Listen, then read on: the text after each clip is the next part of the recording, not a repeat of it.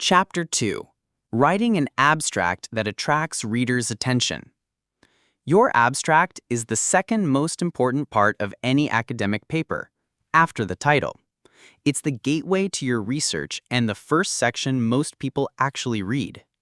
In this chapter, we'll explore how to craft a clear, concise, and engaging abstract that hooks your reader and encourages them to read the full paper.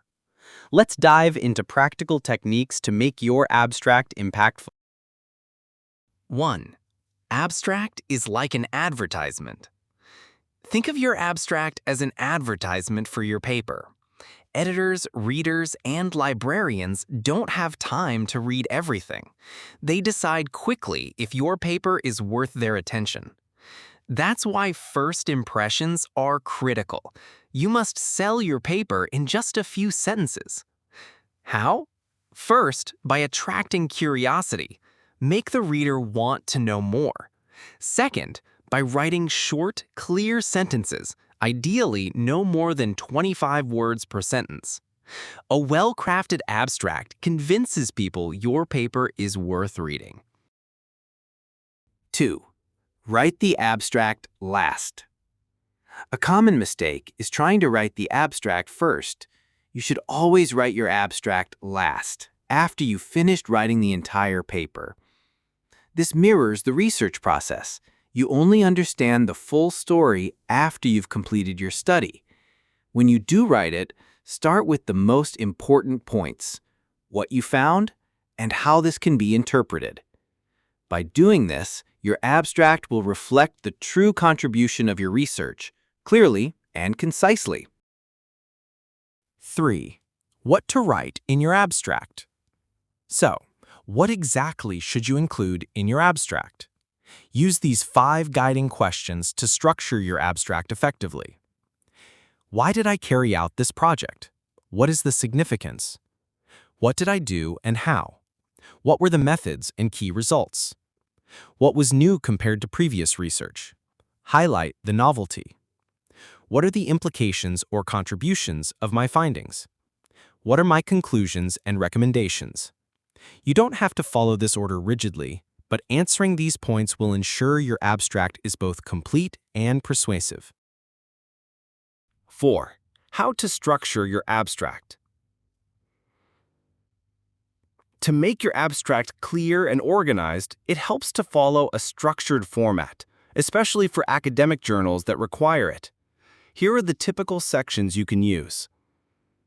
Background and purpose. What gap are you filling? Design, methodology, or approach. How did you do it? Findings and originality. What's new and unique in your results? Implications and contribution. Why do your findings matter? Conclusions and recommendations. What are the takeaways? Keywords. Help others find your paper. Following this structure ensures your abstract is professional, comprehensive, and easy to follow. 5. Go straight to the point. Your abstract works like an advertisement for your research, so you need to get straight to the point. Avoid filler phrases like, "in this paper." They waste valuable space and delay the main message. For example, in this paper, a highly innovative software application was developed. A highly innovative software application was developed. See the difference? Start directly with what matters most. Don't make readers wait. Highlight your key contribution from the very first sentence. 6. Give enough context setting. Your abstract should provide just enough background to help the reader understand the significance of your work, but keep it brief. A good rule of thumb is to limit context setting to about 25% of the abstract. But remember, readers want to know what's new, not a full history. Referees and reviewers often read hundreds of abstracts, so get to the point quickly. You can always expand background details in your introduction section. Balance is key. Give enough context, but stay focused on the novelty and main contributions. 7. Style: personal or impersonal? Should your abstract be written in a personal or impersonal style? This depends on your discipline and the journal's preferences. Styles 1 and 2 are personal, using I found or we found. These emphasize the author's direct involvement. Style 3 is the most common. It uses a passive voice like it was found that, keeping the focus on the findings, not the author. Style 4, the author's found, is generally least preferred because it's redundant in academic writing. Check your journal's guidelines, but as a rule, Style 3 is your safest and most professional choice. 8. Use present simple. When writing your abstract, remember to use the present simple tense when stating facts, general truths, or well-known information from the literature. This applies whether you're writing in active or passive voice. For example, the mixture between the air and the fuel plays an important role in determining combustion performance. Using the present simple helps keep your abstract clear and professional, especially when describing accepted knowledge or background principles. 9. Use present perfect for. Number 9. Use the present perfect tense when you're describing ongoing research trends, something that started in the past and continues to be relevant today. This is useful for showing that your topic is part of an active research conversation. For example, diesel spray mechanism has often been studied using laser diagnostics methods. This signals that research has been happening up to the present moment, making your work feel timely and connected to current discussions. 10. Use past simple tense for. Finally, use the past simple tense to describe what you did and what you achieved in your research. For example, a new approach was designed and its effectiveness was demonstrated. This tense focuses on actions and conclusions that are completed. But remember, some authors also use the present perfect tense, especially when emphasizing relevance to the present.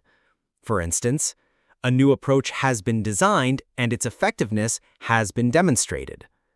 Choose wisely based on whether you want to stress completion or ongoing relevance.